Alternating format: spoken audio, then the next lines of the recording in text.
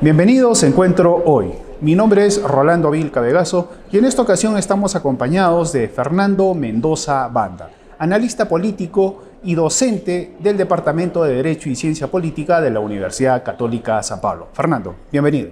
Rolando, ¿cómo estás? Buenos días. Se acaba de culminar la legislatura en el Congreso y quisiera hacer un balance con usted. Para usted se han aprobado, leyes que contribuyen con una mejora de las condiciones democráticas, sociales y políticas del país. Bueno, haciendo un balance, podríamos decir que no, que más bien son leyes que van a beneficiar a ciertos grupos y obviamente perjudicando a otros, ¿no? Claro, por ejemplo, se ha aprobado este tema, aunque en primera votación, ¿no?, la reelección de alcaldes y gobernadores regionales. Y como parte de esa ley, se ha aprobado también la desaparición de los movimientos regionales para que los candidatos y quienes postulen a una eventual reelección lo hagan por partidos nacionales y no por movimientos regionales. ¿Qué opinión tiene usted sobre esto? Mire, ahí yo creo que la realidad nos ha demostrado lo siguiente. Yo personalmente era partidario de que no haya reelección en el caso de alcaldes y gobernadores regionales. Sin embargo, la última camada, las últimas camadas de estas autoridades evidencian la necesidad de tener una trayectoria previa o una continuidad. Obviamente esto no puede ser al infinito, ¿no? Yo creo que se debe permitir la reelección entre 1 y 2 periodos, no más tampoco, ¿no? Porque se necesita también siempre renovación.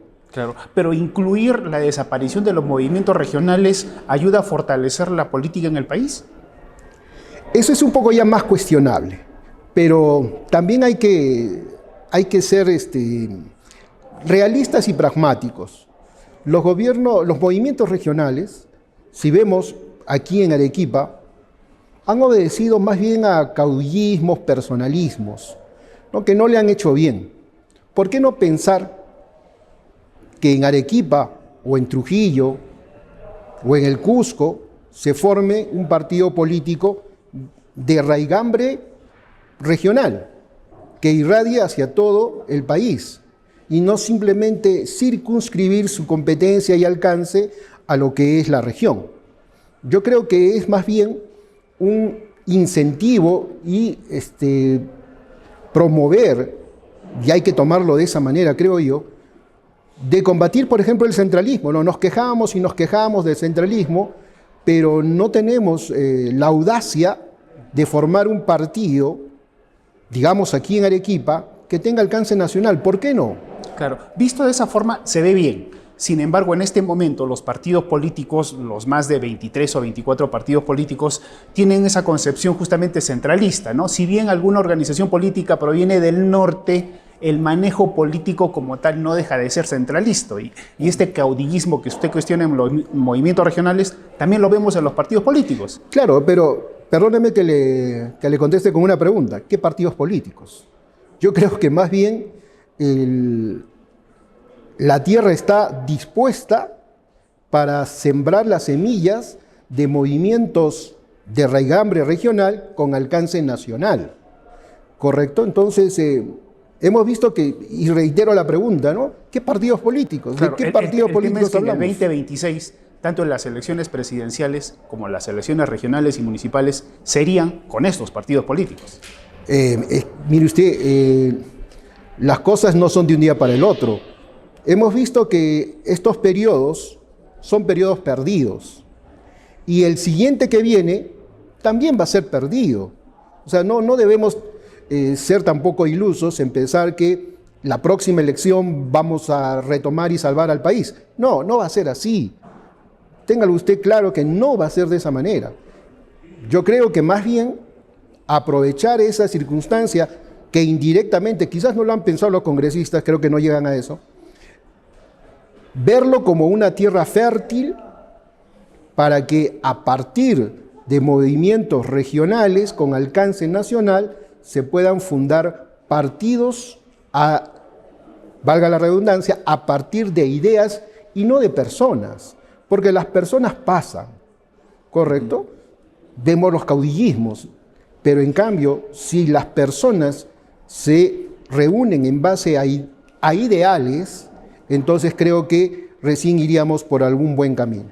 Claro, porque digamos, hablando de este tema de la reforma política, por así decirlo, este Congreso también en diciembre pasado se trajo abajo las elecciones internas, obligatorias y democráticas dentro de las organizaciones políticas como una forma de fortalecer la transparencia y la democracia para renovar justamente los liderazgos. Y han decidido que solo sean las cúpulas de poder las que sigan designando a sus representantes. Sí, como le digo, Rolando, o sea, no hay mal que por bien no venga. Hay que, en la adversidad, encontrar los puntos en donde nos podamos apoyar para, no voy a hablar de refundar un país porque eso ya es de otro siglo, sino más bien para que los ciudadanos de buena fe puedan despojarse de ciertos individualismos y ver en conjunto el bien común y a partir de ideales de derecha, de izquierda, puedan fundar movimientos que trasciendan a las personas. Ahora, en el Congreso también se ha aprobado, y también en primera votación, cambios en la ley contra el crimen organizado. Primero, para evitar que los partidos políticos sean acusados bajo esta investigación. Y segundo, por ejemplo, para que ahora las intervenciones o los allanamientos sean en presencia de un abogado. Incluso algunos delitos como trata de personas, tal ilegal, quedarían fuera de esta acusación porque no estarían pues tipificados con las penas de más de 6 años como exige esta nueva norma. No, esto obviamente pues hay un trasfondo político detrás de esto, ¿no? Se blindan por un lado los partidos políticos y por otro también da la impresión de que se quiere indirectamente ayudar al crimen organizado. Efectivamente, esa ley es una sinrazón, ¿no? Porque los allanamientos tienen por fundamento la sorpresa, ¿no? Si le voy a avisar, se me viene un nombre, Gringacho, ¿no? Recordará usted, que le vamos a allanar la casa, pues en primer lugar ya no va a estar en la casa y la casa va a estar vacía. Entonces no tiene ningún sentido de oportunidad y de razón esa ley que se pretende aprobar por parte del Congreso. Y de otro lado, excluir a los partidos políticos, obviamente es pues beneficiarse ellos mismos, ¿no? Los actuales congresistas y sus partidos. No debería haber, creo yo, ningún tipo de excepción para que una persona jurídica, como son los partidos, también pueda ser involucrada o comprendida en una investigación penal. Ya que usted habla de intereses propios, ¿no? También llama la atención, por ejemplo, esta aprobación de la ley de interpretación auténtica para que los jueces estén obligados a aplicar esta, digamos, prescripción de delitos, ¿no? Que favorece directamente, por ejemplo, al actual presidente del Congreso, que ya acabó su gestión, al señor Alejandro Soto, ¿no? Y no solo a él, sino a otros también investigados a quienes les prescribiría el delito en cumplimiento de esta norma. Sí, mire, ahí es más complejo, ¿no? Porque ahí tenemos que hablar de sistema de justicia. Hay 3 poderes del Estado: legislativo, ejecutivo y judicial. El legislativo da las leyes que estamos viendo. El ejecutivo las promulga y las debe hacer cumplir. Ahí vemos esa combinación, ¿verdad?, de dependencia. Así es. Pero el poder judicial es este tercer poder que vendría a ser el fiel de la balanza y que debería ser totalmente independiente, porque podría dar el Congreso esa ley que usted menciona, podría el Ejecutivo promulgarla, pero es el Poder Judicial quien, por el control difuso, podría declarar, no aplicarla por inconstitucional. Pero para eso necesitamos un Poder Judicial ajeno y lejos del poder político. Creo yo que tener una espada de Damocles en la cabeza de los jueces y fiscales, que cada 7 años son evaluados, obviamente van a estar sometidos a ese poder. Yo creo que los jueces y fiscales deberían ser por tiempo indefinido, esos obviamente sin perjuicio de que cometer alguna infracción administrativa o penal, sean sancionados y de repente destituidos. Pero creo yo que el Poder Judicial debe ser fortalecido para que leyes como las que se pretende en combinación, en pared, ¿verdad?, entre el legislativo y el poder ejecutivo, encuentren una pared democrática en el poder judicial. Claro, porque incluso en el Congreso que da la impresión que es el poder que quiere concentrar todo en sus manos para dirigir el país. Se habla incluso de traerse abajo la Junta Nacional de Justicia, de crear una escuela de la magistratura, de crear incluso una reforma de todo el sistema judicial, Ministerio Público incluido. Y de hecho, los fiscales supremos, superiores y provinciales se pronunciaron en contra y dijeron que esto iba pues en contra de la institucionalidad justamente de lo que usted bien señala, el Poder Judicial. Sí, mire, mucho se teme o se señala cuando un magistrado pues tiene alguna inclinación ideológica o política. Yo creo que eso no debería ser así. Son finalmente seres humanos, tienen pensamientos, sentimientos, ideales, convicciones, y que no pueden ser ajenos a ellos. El detalle está en que nosotros deberíamos saber cuáles son esas convicciones que tienen los magistrados, porque ya sea que atenerme, como en Estados Unidos, la Corte Suprema se sabe si son de tendencia republicana o demócrata, y muchas veces se busca el contrapeso, pero se sabe de antemano.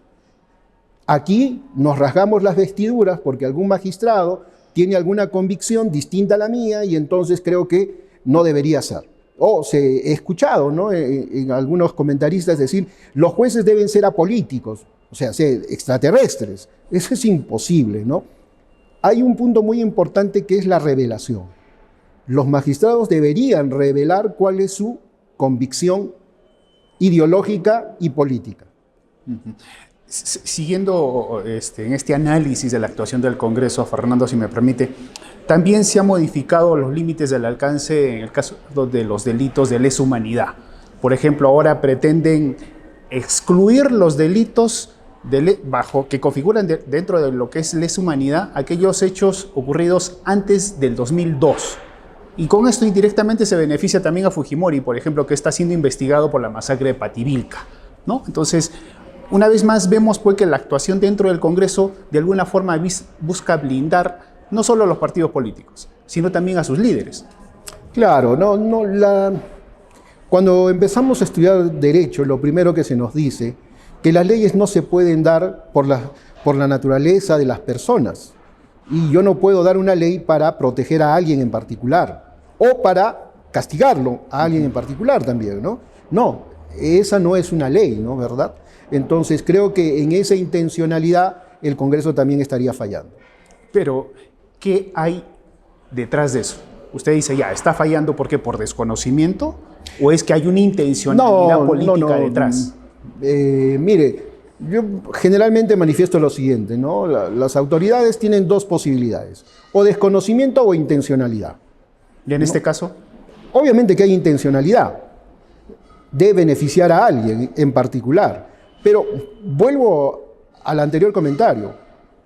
El Congreso puede darla, el Poder Ejecutivo puede promulgarla y pretenderla hacerla cumplir, pero el Poder Judicial podría ser la pared democrática que sostenga y evite esos vejámenes. Claro, siempre y cuando funcione el equilibrio de poderes, pero en este momento no tenemos las condiciones para que ello ocurra. Exactamente, ¿no? De ahí que la sociedad civil debería pugnar por que se fortalezca el Poder Judicial. Creo que esa es una tarea, en este caso, permítame, que son los colegios profesionales de abogados los que deberían insistir porque los jueces y fiscales sean a tiempo indefinido, siempre y cuando no cometan una infracción que les pueda costar la destitución del cargo. Creo que es momento de fortalecer, porque van a venir y pasar. Mire usted,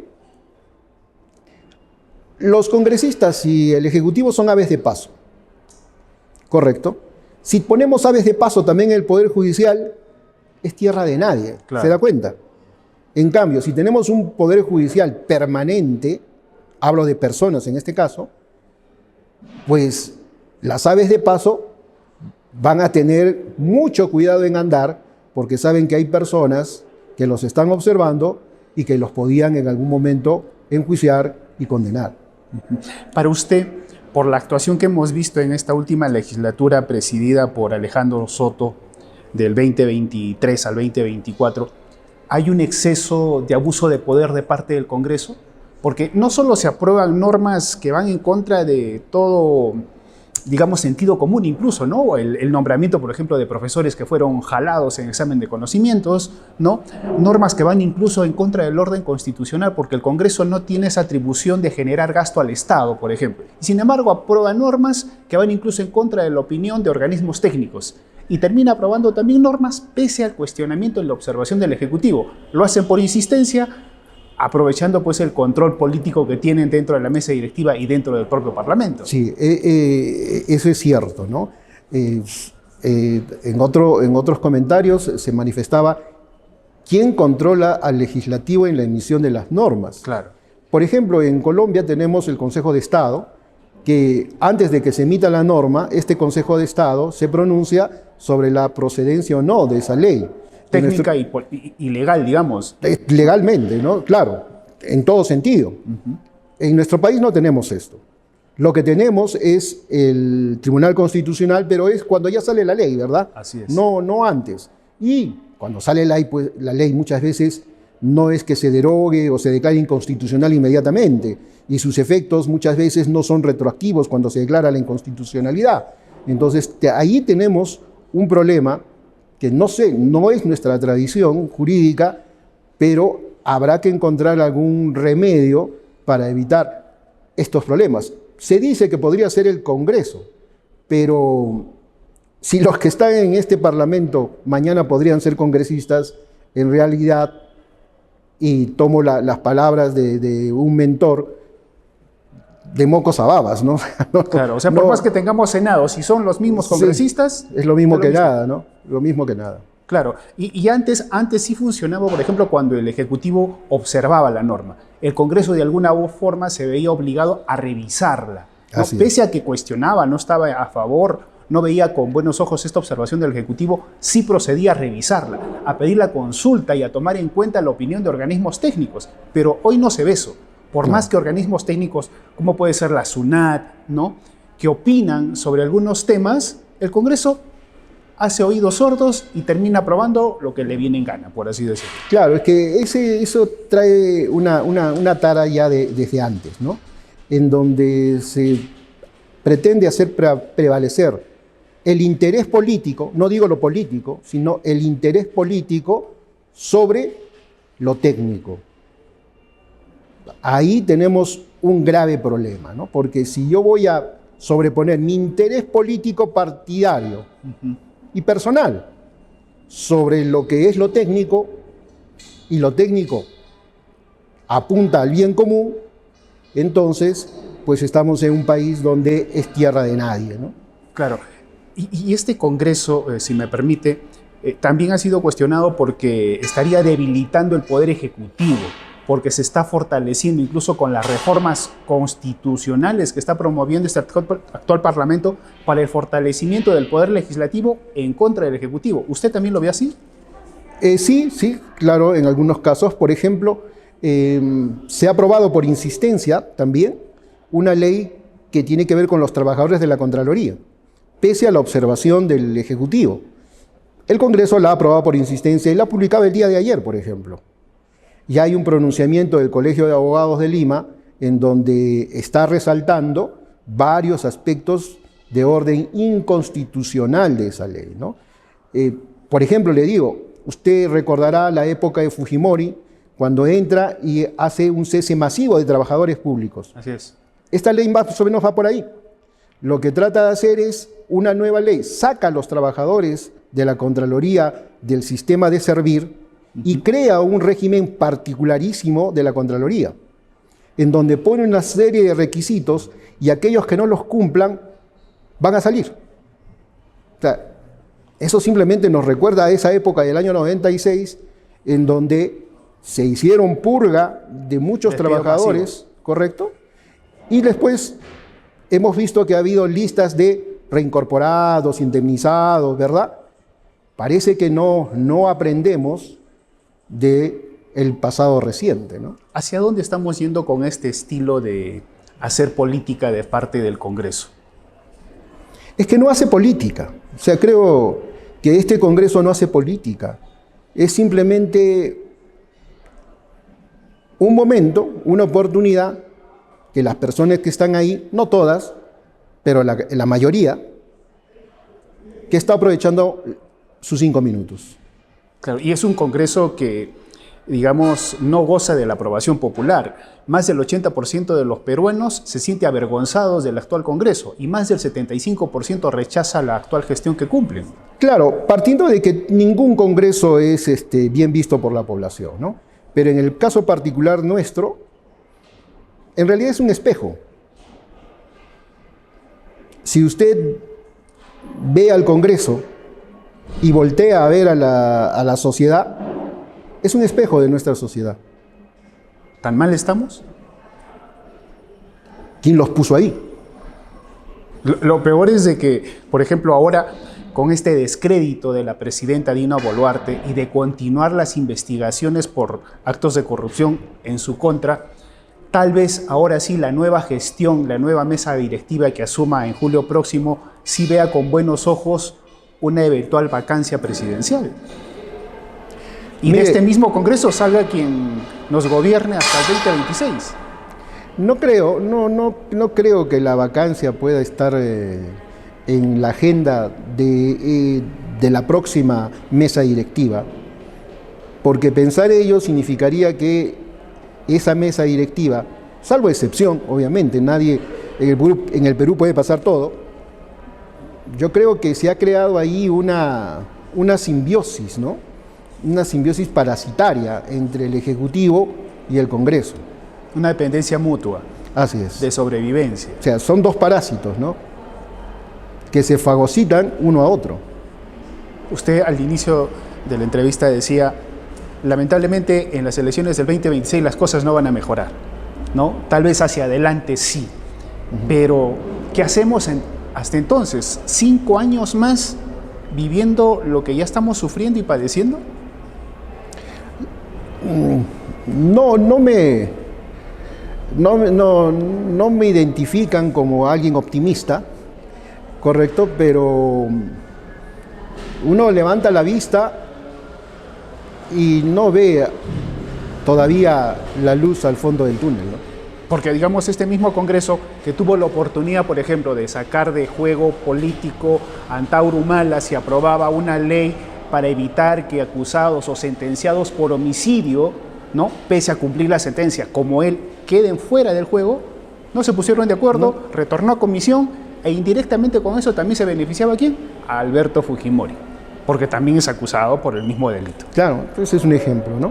O sea, gente que ha hecho tanto daño al país, uno de ellos, Antauro Humala, que yo no sé, perdónenme usted la dureza, yo no sé por qué el señor sigue caminando, ¿no? Porque cuando fueron los hechos, si estamos en un país civilizado, simplemente ante los hechos ocurridos en el mismo momento, ese señor ya no debería estar aquí si se hubiese utilizado, por ejemplo, francotiradores, ¿no? O sea, faltó uso de la fuerza en cumplimiento de las normas legales. Claro, vigentes faltó el para ejercicio de la repeler fuerza agresión. democrática, ¿no?